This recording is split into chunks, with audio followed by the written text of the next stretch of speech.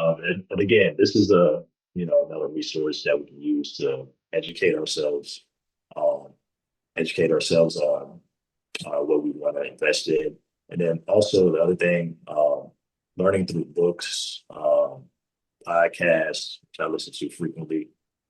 Podcasts have become very popular. Um, you know, YouTube University is has become very popular over the last decade. Um, some of the shows that I personally listen to or tune into, um, again, like I said, the Dave Ramsey Show, ETF Guy, which is a channel on YouTube, Pocket Watching the JT, um, Simone B's GovTech, the Money Guy Show. These are just some of the things that I listen to, and content that I consume online to educate myself um, on how to invest. Which are strategies that I want to use or implement in my personal investment portfolio. Right. So now I want to get to what I delve more into, and I'm about to wrap it up pretty soon here. I tried to keep it, within an hour. Um, but the other thing that the last thing I wanted to touch on before we we adjourn um, is what to invest in, right? I also want to delve more how we can do that as well, right? So actually, let me bring my screen so I can share it again. So what to invest in. Again, some of the I think that everyone in America should take advantage of if you can is 401ks, IRAs, and individual brokerage accounts, right? So again, 401ks are things that are offered by your employer. Um, and if you receive a match, right, like I do it with my employer, you should absolutely take advantage of it, right? And if you can um, max out your 401k, you should definitely be reaching that contribution limit every year that you can, and taking advantage of those benefits from tax savings that you receive. And I'm gonna talk more about the tax savings here in a second, just to break it down in more detail. Individual retirement accounts, which you do not have to have an employer to invest in. Anyone in America can open up an IRA account um, right now today if you wanted to. Um, and I think that some of the companies or brokerage companies out there, like I know the investing app that I use, Webull, which is a stock market trading app that I use personally for my individual brokerage account. There are other, I think, for companies, uh, Empower investment for our 401k, and then for my Roth IRA, I use Principal Investments for my Roth IRA or um, my IRA account. Um, but opening up a IRA account is something that anyone can do um, from their phone, from their computer, um, right now today, right? It's very similar to opening up a checking account in a bank, right? With the exception that you don't have to go into the bank to fill out all the paperwork and so on and so forth, right? For some IRA accounts or brokerage companies, they want you to have an initial deposit to open up the account. Um, I think Webull or even Robinhood as well, are two popular trading stock market trading apps.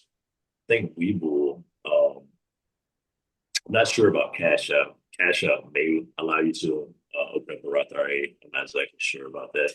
Um, but most definitely, Webull and Robinhood, Fidelity, Principal Investments, Empower. These are brokerage companies. And just a few examples of brokerage companies of the many that are out there here in America that we can use to open up a brokerage account. Um, and some of these brokerage companies do want you to have a minimum deposit to open up the account, and some of them don't. I believe Webull doesn't require any deposit to open up the account, and it's completely free. There are no fees associated with it at all. And you can tie your online bank account or another savings account or whatever, so that you can take money from your checking or your savings and directly transfer those funds over to that platform, and then that's where you could take that money or that fiat currency and purchase shares, ETFs, stocks, cryptocurrency, so on and so forth, right? Um, so the other thing I want to touch on is the difference between Roth and traditional, which I know most people probably have never even heard of Roth, right? Roth is basically a term that that refers to investing into a 401k or an IRA, which are both retirement accounts here in America, basically after with after tax dollars. And what I mean by after tax dollars, basically, if you think about like W-2 employees or part-time, full-time employees or 1099 contractors and so on and so forth, our companies or our employers withhold taxes from our paychecks on our pay stubs before we get our direct deposit, right, or our paycheck, right? So the money that we have after that money is withheld for taxes are considered after tax dollars, right? So we've already paid our taxes ahead of time, right? So that money is considered money that's basically free and in the clear of taxes in terms of income taxes, right? So that money, any of that money that's invested into a 401k, an IRA, or an individual brokerage account, or you're buying cryptocurrency, whatever, actually revert that back. Any of that money that is spent in or invested or used to buy shares of stocks or ETFs or mutual funds or index funds in a Roth 401k account or a Roth IRA account are considered after-tax dollars, meaning that when that account matures or your investments mature and you're ready to do what's called a minimum distribution, mandatory minimum distribution, or withdraw money from that 401k or that Roth IRA account, you do not have to pay taxes on that money when you withdraw money. So basically, that money grows tax free, which is to me one of the best things. One of the best things that we can benefit from as investors here in America, taking advantage of not having to pay taxes, um, not having to pay taxes after as our investments grow, right, over time through compound interest. Now, for those that there are some regulations out there that the IRS puts out. Individuals that make over a certain amount of money cannot invest in 401ks, and they cannot have Roth IRAs, right? So with that being said, they have to pay taxes on their income after after they've invested and when they start to withdraw from their retirement accounts, their 401k and their traditional, which is called traditional 401k or traditional um, IRA accounts, right? So with that being said, again, that's usually income based. Most people in America don't necessarily have to worry about that because the income threshold. Actually, I can look at that right now. Uh,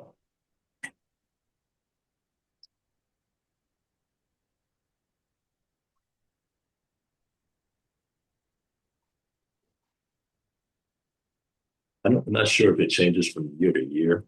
Okay, here it is right here. So people that file on their taxes, they file single, um, like I do personally. Your adjusted gross income or modified adjusted gross income of less than $150,000. So if you make less than $150,000 before taxes are taken out of your check, then you can open up a Roth IRA account or a Roth 401k account, right? And taking advantage of that. When it comes to people that file jointly, people that are married and they file their taxes jointly, that limit for Roth IRAs is $236,000 per year, right? So, so if you file jointly together and both of your incomes combined is less than $236,000, y'all can open up a Roth IRA account, right? And take advantage of those after-tax dollars that you can the benefit that you can receive from having a Roth account versus a traditional. There's another thing called backdoor IRAs, which I won't touch on too much. But essentially, a backdoor IRA is where you take a traditional IRA and you convert it into a Roth IRA, which is something that people who make above that threshold income take advantage of in order to reap the benefits of the after tax or not having to pay taxes on investments in those retirement accounts when you start withdrawal. The other thing I want to touch on is retirement versus bridge versus fire. So as I said earlier before, when we talked about goals and reasons for why we're investing, fire, I made a statement that fire is a strategy that I participate in, financially independent, retire early. And basically, it's just accelerating the process of funding my investments with capital, right? So again, back to the richest man in Babylon. Most of us, when we first started investing, we might only start investing, I don't know, as little as 5% of our income from our budget into our, retirement accounts or our brokerage accounts or into cryptocurrency or whatever, into our real estate or whatever, into our portfolio, right? Across different asset classes, right? Me personally, like I said, I invest more than 50% of my gross income, right, before taxes and everything, right? But that's because I want to accelerate the process of reaching my investment goals, right? And there's a reason behind that, right? Which I will touch on today. But also retirement, which is, IRAs and 401ks, which is what they were created for. I think the age of retirement in order to start to withdraw from these accounts is like 67 now. Early retirement is like 55 and a half here in America, right? And there's also another concept called a bridge account. So this will be your individual brokerage account or assets that you invest in outside of your 401k and IRA, like I do personally, which is why I have a Webull account.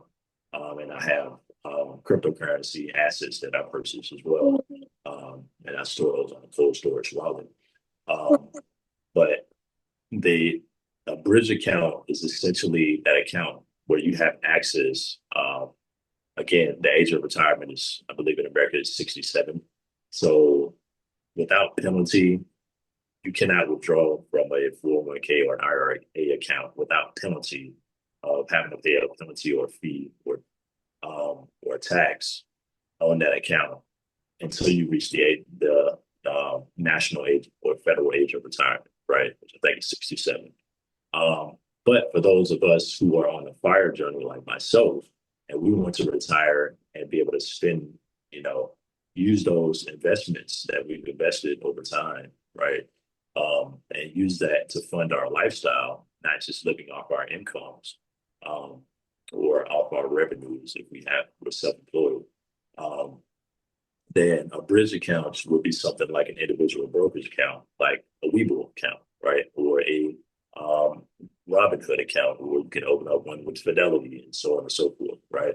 That bridge account is the bridge between I want to, start reaping the benefits of these investments now versus bridging to that age of retirement, which I believe is 67, right?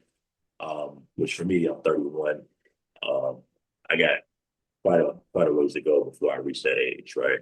Um, and me personally, I don't want to have to wait until I'm 67 to be able to start funding my lifestyle with my investments, which is why, again, I'm on that fire journey, right?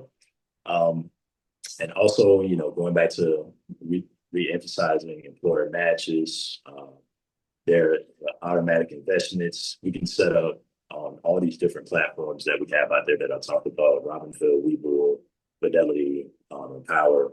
They have systems where you can automatically invest. Um, I know that there are some some actual banks that allow you to invest the change that you don't spend um, when you're buying or purchasing items. I can't quite remember what it's called, where they automatically invest the change that's left over from every dollar that you spend. Right? Um, there's an immense amount of things out there. Me personally, I'm researching things that automatic investments through um, through automation tools like Python. Something that I'm looking into as well. But the tools are, again, like I said, there's a ton of tools out there.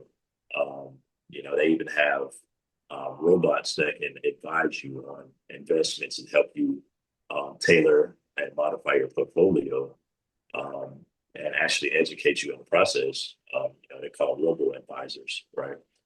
Different platforms offer that as well, right?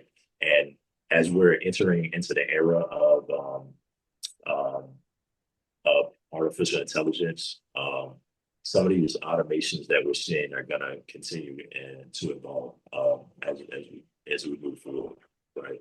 Um, there's other things like IRA, self IRAs for those that are self-employed. Again, the key assets for investing, include real estate, ETFs, stocks, mutual funds and index funds, and cryptocurrency. Um, so we're not going to go too far into those today. I just want to make that known that those are some of the key asset classes that we can use to invest in as investors, especially when we're first starting on the journey, right? Um, and now this is the section where I want to, uh, put out there that anyone that has any questions or things that they don't understand, or you can reach out to me at theallenboy@gmail.com. Um, I'm available. I check my email pretty frequently. I don't have an assistant or anything, so it's usually me that's responding. It's going to be me that's responding directly to you.